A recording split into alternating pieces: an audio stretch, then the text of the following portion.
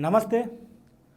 ఆంధ్రప్రదేశ్లో రాజకీయ సమీకరణాలు శరవేగంగా మారుతున్నాయి. ఇటీవల ప్రభుత్వంపై పోరాటం చేసే విషయంలో కమ్యూనిస్టులను కలుపుకోపోయే విషయంలో వైసీపీ అధినేత కొంత సానుకూలత వ్యక్తం చేసినటువంటి నేపథ్యంలో ఊహించని విధంగా కమ్యూనిస్టుల నుంచి వైఎస్ఆర్ కాంగ్రెస్ పార్టీకి మద్దతు లభిస్తుంది. గతంలో కొంత టీడీపీ ప్రభుత్వానికి పాజిటివ్గా ఉన్నటువంటి కమ్యూనిస్టులు తర్వాత కాంగ్రెస్ పార్టీతో జతకట్టారు. ప్రస్తుతం కూడా వాళ్ళు కాంగ్రెస్ పార్టీతోనే ఉన్నటువంటి పరిస్థితి. సో ఈ నేపథ్యంలో వైసీపీతో వాళ్ళు ఉమ్మడి పోరాటం చేసేందుకు కూడా తాతలాడుతున్నటువంటి నేపథ్యంలో కొంత వైసీపీ అధినేత జగన్ కూడా వారి విషయంలో సానుకూలత వ్యక్తం చేస్తున్నటువంటి పరిస్థితి. ప్రభుత్వంపై ఒత్తిడి తెచ్చే విషయంలో, సమస్యలను పరిష్కరించే విషయంలో నైతేనేమి, ప్రభుత్వంపై ఉమ్మడి కార్యాచరణ ఏర్పాటు చేసి ఉమ్మడి పోరాటాలు చేయాలన్నది కూడా ఇటు వైసీపీ కమ్యూనిస్టుల వ్యూహంగా కనిపిస్తుంది. అయితే కమ్యూనిస్టులు మాత్రం భవిష్యత్తులో వైఎస్ఆర్ కాంగ్రెస్ పార్టీతో పొత్తులో పోటీ చేయాలని కూడా వాళ్ళ ఇంటెన్షన్గా కనిపిస్తుంది. కానీ వైఎస్ఆర్ కాంగ్రెస్ పార్టీకి అటువంటి ఇంటెన్షన్ ఏదీ లేదు. తాము ఎవరితోని పొత్తు పెట్టుకోము, ఖచ్చితంగా ఒంటరిగానే పోటీ చేస్తామని కూడా వైసీపీ కీలక నేతలు చెప్తున్నారు.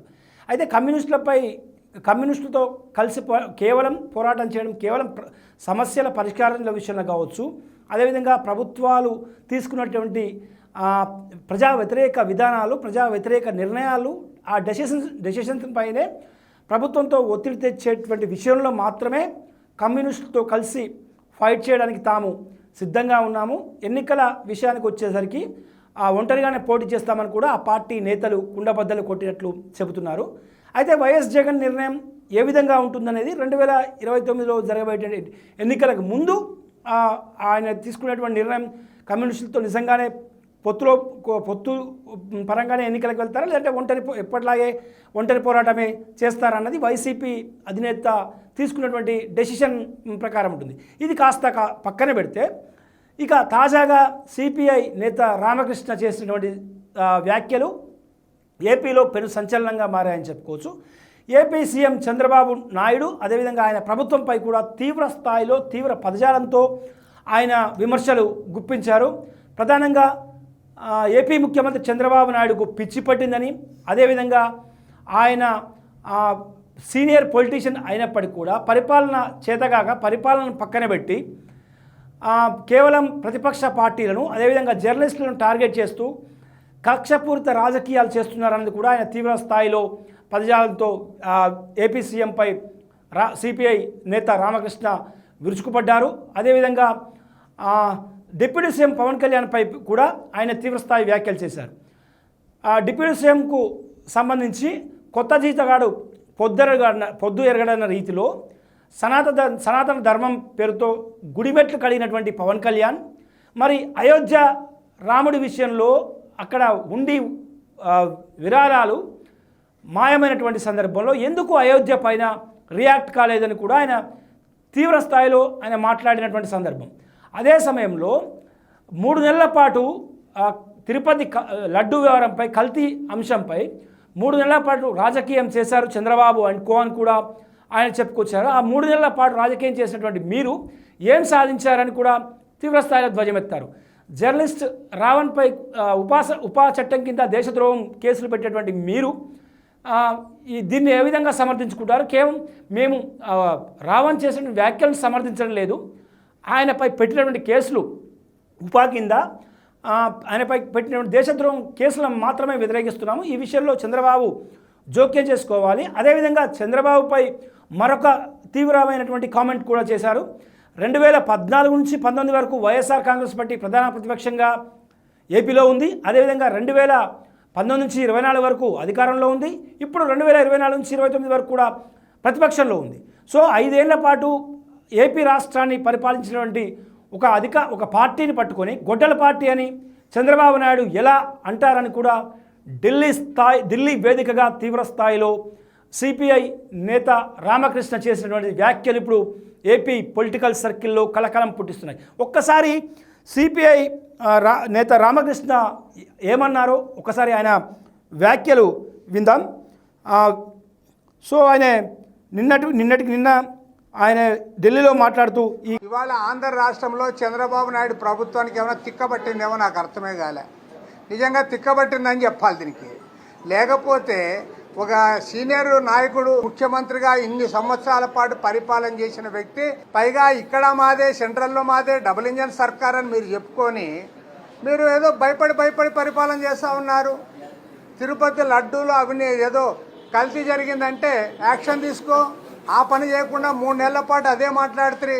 చంద్రబాబు నాయుడు గారు అదే, మంత్రులు అదే, ఎమ్మెల్యేలు అదే మాట్లాడుతురి. ఆ ఉప ముఖ్యమంత్రి పవన్ కళ్యాణ్ అయితే నేను కొత్తగా ఆ కొత్త బిక్షగాడు పొద్దెరగడు అన్నట్లు ఆయన సనాతనవాది ఒకేసారి మెట్లు తుడుచుకుంటూ, మెట్లు కడుక్కుంటూ, కుంకుమ చల్లుకుంటూ ఆయన తిరిగాడు. చివరికి చంద్రబాబు నాయుడు అంటే ఒక సీనియర్ రాజకీయవేత్త ప్రతిపక్ష పార్టీని పట్టుకొని గొడ్డల పార్టీని ప్రచారం చేస్తావు. అసలు రాజ్యాంగబద్ధంగా వారు గతంలో 5 ఏళ్ళు ప్రతిపక్షంలో ఉన్నారు, 5 ఏళ్ళు అధికారంలో ఉన్నారు, ఇప్పుడు మళ్ళీ ప్రతిపక్షంలో ఉన్నారు. ముఖ్యమంత్రి ప్రతిపక్ష పార్టీని పట్టుకొని గొడ్డల పార్టీని ప్రచారం చేసుకుంటూ తిరుగుతున్నాడంటే నిజంగా ఈ ప్రభుత్వానికి ప్రయారిటీస్ లేవు. ప్రజా సమస్యలు గాలికి వదిలేసి ఎంతసేపు పనికిమాలిన అంశాలపైన చర్చలు పెట్టుకొని తిరుగుతూ ఉన్నారు. చివరికి ఇవాళ దేశవ్యాప్తంగా ప్రభుత్వ ప్రతిష్ట మంటగలిసే పద్ధతుల్లో ఒక యూట్యూబర్ పైన, పిచ్చుక పైన బ్రహ్మాస్త్రం అంటారే ఇదే. లేకపోతే ఒక యూట్యూబర్ ఆయన ఏదో మాట్లాడితే దానికి పవన్ కళ్యాణ్ ఆయనకి మనస్తాపం కలిగితే ఒకేసారి ఉపా చట్టం కింద లోపల పెడతానంటే అసలు ఈ ఉపా చట్టాన్నే రద్దు చేయాలని దేశవ్యాప్తంగా పౌర హక్కుల సంఘాలు, ప్రజా సంఘాలు, వామపక్ష పార్టీలన్నీ కూడా డిమాండ్ చేస్తూ ఉన్నాయి. మీరేమో పనికి మాలిన దానికి ఉపా చట్టం పెట్టి వాళ్ళ మీ ప్రతిష్టను మీరే మంట కలుపుకుంటా ఉన్నారు. 4 సార్లు బెయిల్ వచ్చిన తర్వాత మీరు ఉపా చట్టం తెచ్చారంటేనే మీ దివాళా కోరుతనం అర్థమవుతా ఉంది.